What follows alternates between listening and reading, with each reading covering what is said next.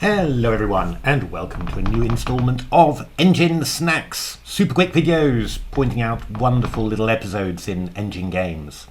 We're looking here at the ending phase of Berserk against Invictus from the TCC Season 22 Qualification League. I spent a lot of time in the Polishing the Classic series looking at pure rook endgames and noting how well the top engines seem to handle these transitions into pure rook endgames, assessing them and of course playing them as well. And this little episode really struck me and I really liked it as well. It's the sort of position that you might have in one of your own games. You've been completely winning, you've won a couple of pawns, but somehow the opponent has escaped into some sort of rook and pawn endgame. And, well, the black king is active, there's an active d-pawn. It's the sort of thing that could easily go wrong. So how does Berserk handle this? Well, I thought it was really, really nice. So black's king on e4 restricts the white king on f1, and you're also threatening rook a1 check as well. And of course, obviously, the d-pawn could also be a runner. So Berserk's first idea was to play g4.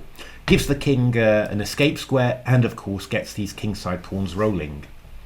After d4, h4, so yeah, quite a good way to advance the pawns. I mean, sometimes you might think, just move one pawn up quickly, but I mean, what could sort of happen here is that we could end up giving our rook for the d pawn eventually. So then it's good to have a number of pawns rolling up the board because they can deal with a single rook much more easily.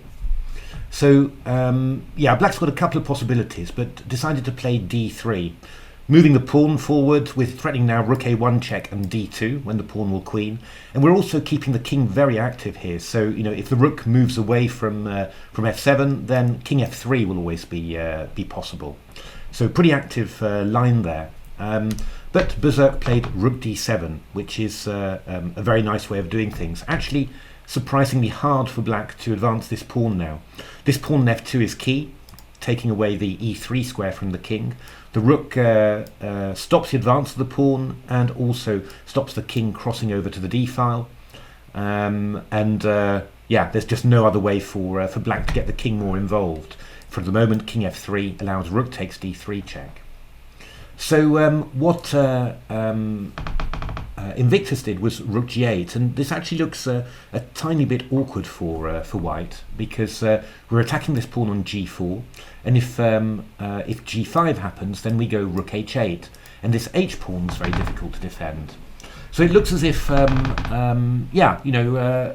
white's got a little bit of work to do, but Berserk found a really nice idea of doing it. And what you do notice about these rook endings, it's if you're able to be alert to possibilities to give up extra pawns in order to reach an endgame with maybe only just one pawn for you extra, or even equal material, but with some very good positional factors, and that's a very important skill in rook endings. And of course, engines with the knowledge of table bases, they can do this very, very well. But this one was especially gorgeous. Berserk played h5, and rook takes g4. What's happening there?